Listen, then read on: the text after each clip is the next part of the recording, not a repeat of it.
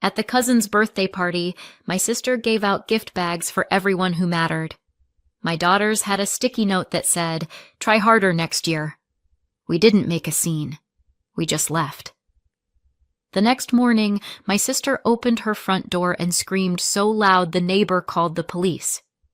I wish I could say I was shocked. I wish I could say that when I saw what they gave my daughter, my blood ran cold or that time slowed down, or whatever it is people say in those dramatic movie moments. But the truth? It felt like something I'd been waiting for. Not in a hopeful way, in a dread-heavy, of course it's coming kind of way. The party was held at my sister's house, which is basically a Pinterest board come to life. Giant balloon arches in perfectly coordinated colors. A dessert table that looked like it had its own PR manager, matching t-shirts for the birthday twins that said "Born to Shine." Kids running around with hand-stitched party bags clutched like treasure. My daughter clutched mine. She's 7. She wore the sparkly hairband she picked out herself that morning, the one she said made her feel like a galaxy. She was nervous before we arrived. She always is with big crowds. But she practiced saying happy birthday in the car twice. She even made 2 little cards herself, one for each cousin, drew little stars on them, signed them with love. I was proud of her just for showing up. My husband and I stayed near the food table, exchanging polite small talk with people we barely knew. I tried to ignore how my sister barely acknowledged us, how my mom gave me that brittle smile that said, "Don't start anything." How my father nodded once and went back to carving ham like it required surgical focus. Then they handed out the gift bags.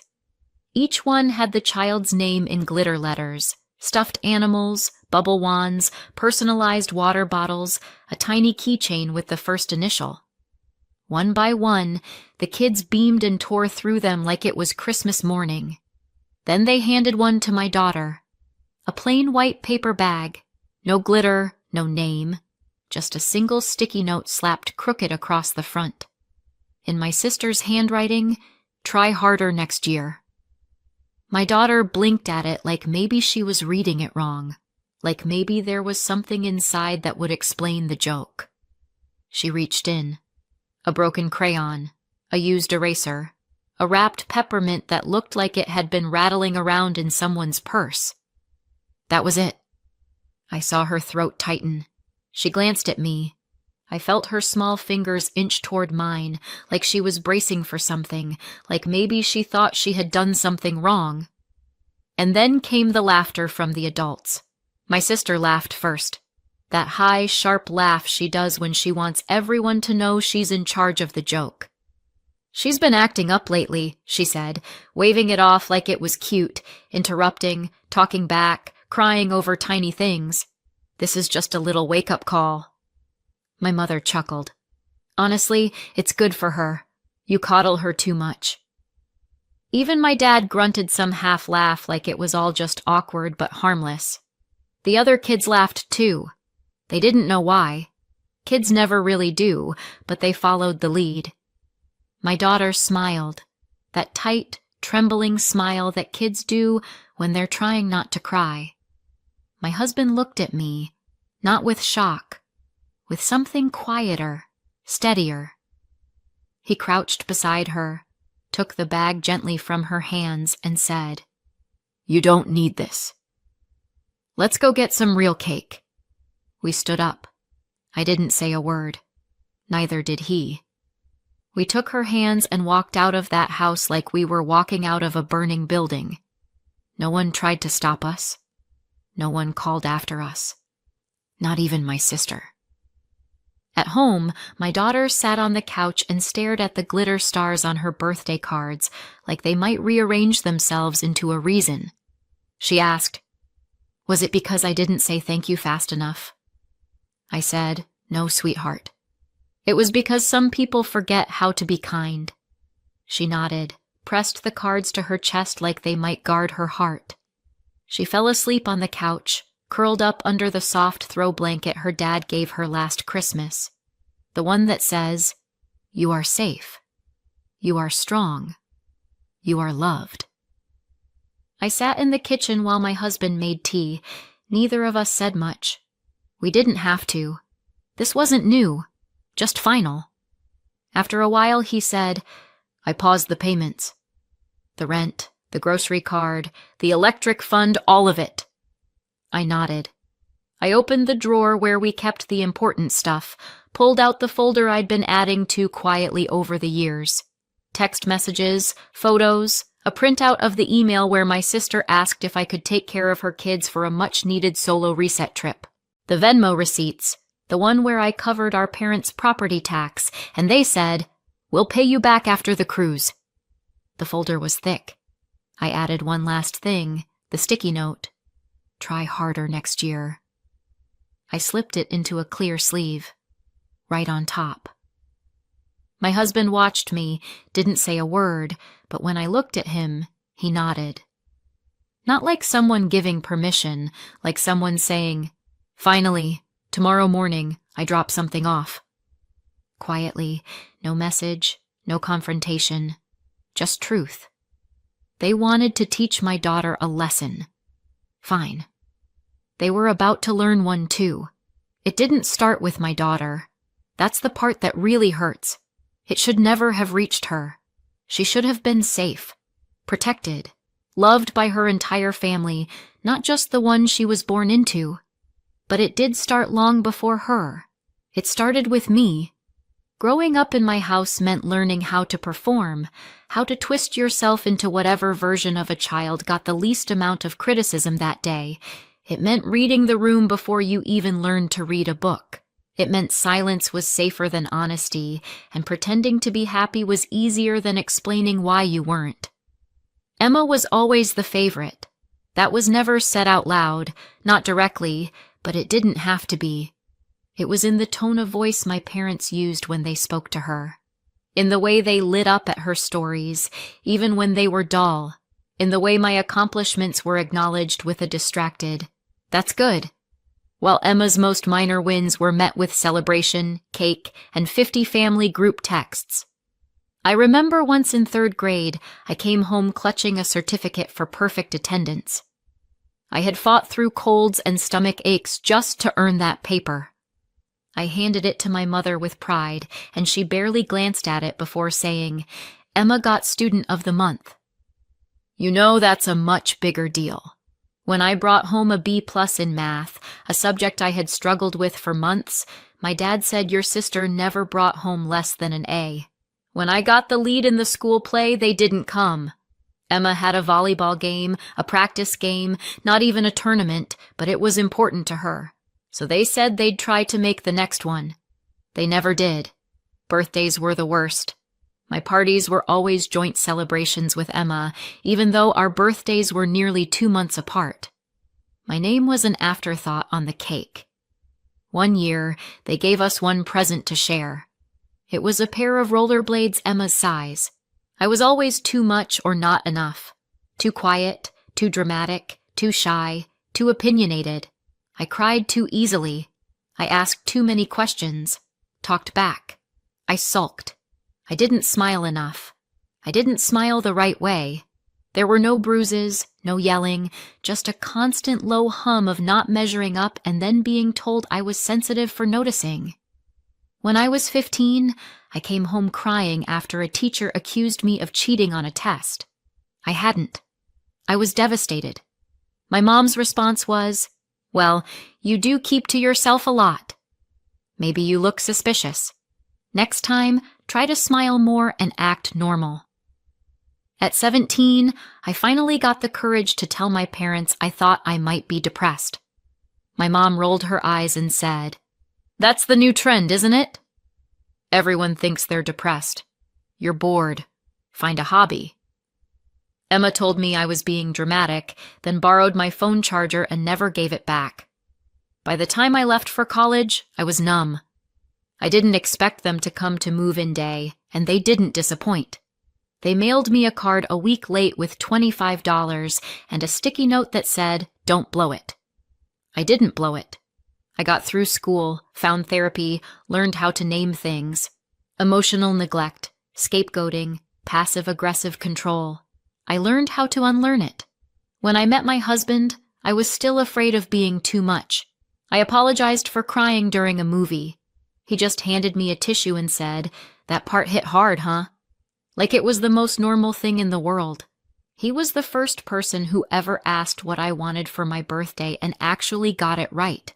Not because he guessed, but because he listened. When I told him about my family, I downplayed it, made it sound quirky. He didn't push. But the first time he met them, he squeezed my hand under the table. After dinner, he said, "You weren't exaggerating." I let them back in when we had our daughter. I wanted her to have a big family, cousins, holidays, grandparents who doted on her.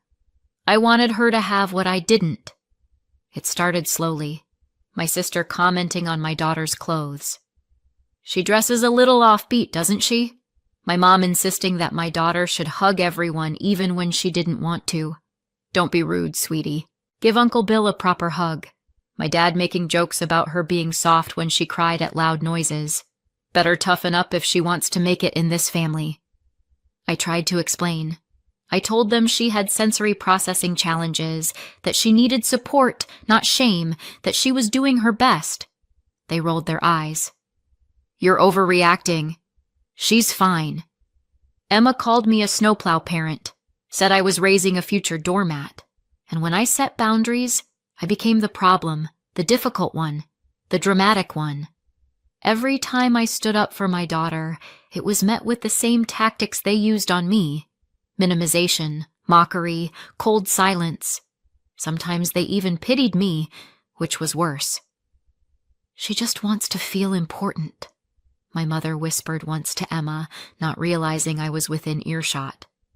Let her have this, like advocating for my child was a phase tantrum. And I let it go.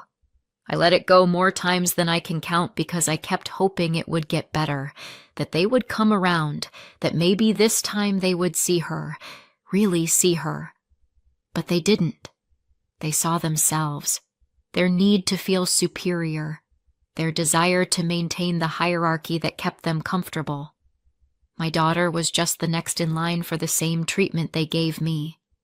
Only now, I knew what it was, and now I had a choice. I could keep giving them chances, keep letting them break her bit by bit the way they broke me. Or I could stop the cycle. I chose her. I chose me. And tomorrow they'll understand what that means. We didn't sleep much that night.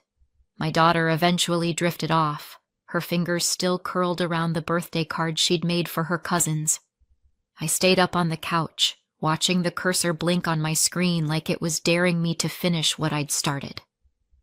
At 4:07 a.m., I emailed the landlord, the one who manages the duplex my sister lives in. I explained that I would no longer be paying the monthly supplement we'd agreed to. That arrangement was unofficial, but the landlord knew my name, knew the rent always came from our account. He replied within 20 minutes. "Understood. I'll notify her of the updated balance today." At 4:49 a.m., my husband drafted the letter to the loan company about the car. It was our name on the documents, our credit on the line, our money that made the down payment. Emma had defaulted twice before we stepped in. This time, we didn't step in. We stepped out.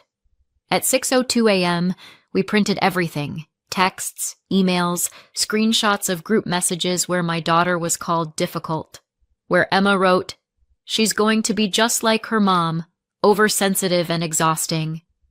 There was even a voice memo, a clip from Christmas 2 years ago when my mother, not realizing my husband was recording a family moment for posterity, leaned into Emma and said, "Don't bother getting her anything nice.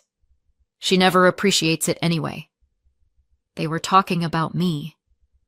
By 7 a.m., it was all in the folder, labeled, annotated, bound with a crimson ribbon I found in the junk drawer, a ribbon from one of Emma's kids' birthdays. I didn't plan that part. It just felt right. At 7:30, we drove to my sister's house. No words, just the envelope. My husband placed it gently on the doormat. We rang the bell and left. We were halfway down the street when we heard it. The scream. unrestrained, a sound that ripped out of her like it had been living in her throat for years. I didn't turn around. My husband gripped the steering wheel tighter, and for a moment he smiled. Later, I found out the neighbor came outside in his robe, assuming someone had been hurt. He called the police when he saw Emma on the front lawn, red-faced and frantic, clutching the folder like it was radioactive.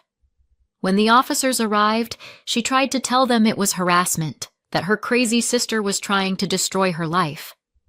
They flipped through the folder. Then they calmly told her it was a civil matter. Nothing illegal, nothing worth escalating.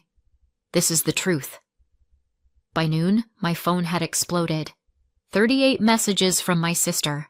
The first few were all caps rants. "What the hell is wrong with you? You think this is funny?" Then came the guilt. "We are family. You can't do this to us." Then the begging. "Please, you can't just stop paying like this because of a joke." Then the threats. "If you don't take this back, you'll regret it." My mother called 4 times, left a voicemail on the 3rd. "You've taken this too far. This family has always had problems, but you just lit a match. What do you want from us?" She sounded more angry than sorry. I didn't respond. Instead, I sent the digital version of the folder to our extended relatives, my aunts, my uncles, my cousins, not with commentary, just a simple subject line. "In case you ever wondered why we stopped showing up." By the end of the day, I had 20 replies. Half of them were some version of, "I had no idea." One cousin sent a single line, "Good for you." The real fallout started 2 weeks later. The landlord followed through. Emma had 30 days to pay the full amount or face eviction. The loan company flagged the car. Her late payments triggered a review and she received a warning. My husband smiled when he saw the notification. My parents called my husband. Not me. My husband. "She won't listen to us," my mom said, "but maybe she'll listen to you. Tell her we're sorry. Tell her she doesn't have to do this." He told her the truth. "She's not doing this to you. You did it to yourselves." They showed up at our house the next morning. My daughter saw them through the window. Her face went pale. I met them at the door, didn't let them in. "We just want to talk," my dad said. "This is getting out of hand." "No," I said. "This is called consequences." My mom tried to cry. There were no tears. I didn't budge. They left a card in the mailbox, one of those generic sympathy ones. Inside it said, "We miss our family." I sent it back with a sticky note. So did I. And then I went back inside where my daughter was reading on the couch, her legs tucked under a blanket, her face peaceful. She looked up and asked, "Were they mad?" I shook my head. "They were loud." "That's not the same." She nodded. That night, my husband took us out for ice cream. We didn't celebrate. We just breathed. But in that quiet breathing, there was something new. Peace. And it was loud as hell. For about a week, there was silence, or rather quiet rage humming just beneath the surface. My sister had gone nuclear. Sure, but after the initial scream, the flurry of texts, and the failed attempts at guilt, things went dark. For a moment, I thought maybe that was it. Maybe finally, they had gotten the message. They hadn't. 10 days after the front door folder drop, my daughter came home from school with a note in her backpack from Emma. It was on pastel stationery with little hearts on the edges like it was meant for a child. Inside the message was short. "If you ever feel sad or confused, remember Auntie Emma loves you. You can call me anytime, even if your mom says no." My daughter looked up at me confused. Did I do something wrong? I felt the fury rise in my throat before I could stop it. This wasn't just about boundaries anymore. This was manipulation. Targeted, deliberate, and low. I called the school immediately. Turns out my sister had used one of her friend's names to get access to drop something off for a niece. No ID check, no oversight, just a sticky smile and a name. That afternoon, I filed a formal no-contact order with the school, with the district, and with the police. I sent a cease and desist to both my sister and my parents. My lawyer sent a follow-up. 2 days later, a fake account started tagging me on social media, calling me ungrateful, posting blurry childhood photos with captions like, "Some people forget who raised them." Another anonymous message read, "Just remember, kids grow up. One day she'll know what you did." That was the final crack. I sent everything to my lawyer, who forwarded it to law enforcement. My sister posted a crying selfie captioned, "When your family turns on you." Cue the sympathy parade until the truth started leaking. Quietly, one aunt, then a cousin, then another cousin. Screenshots circulated. Voicemails were replayed. People saw the receipts the same way I had. My parents didn't take it well. They tried to rally the extended family with an emergency Zoom call. I didn't attend, but apparently when someone asked why I hadn't been invited to Grandpa's birthday last year, my mother froze. Someone else asked why Emma had been dipping into the family emergency fund when she's the only one with a stable salary. Another asked about the birthday party, if the story going around was really true. It was. By the end of the call, 4 people had quietly left the meeting. My parents stopped posting photos of family events. My sister deleted her account. Then came the letter, a desperate rambling thing from my mom written in blue ink on monogrammed paper. "Family is messy. We made mistakes. But at the end of the day, we are all we have. Don't punish everyone forever for one misunderstanding. Your daughter will regret this distance. So will you." I didn't respond. Instead, I framed the letter, hung it beside the sticky note that started it all. "Try harder next year." Then I helped my daughter hang fairy lights around her new bed. She picked the soft ones, the ones that changed color slowly, like breathing. Her breathing had changed too.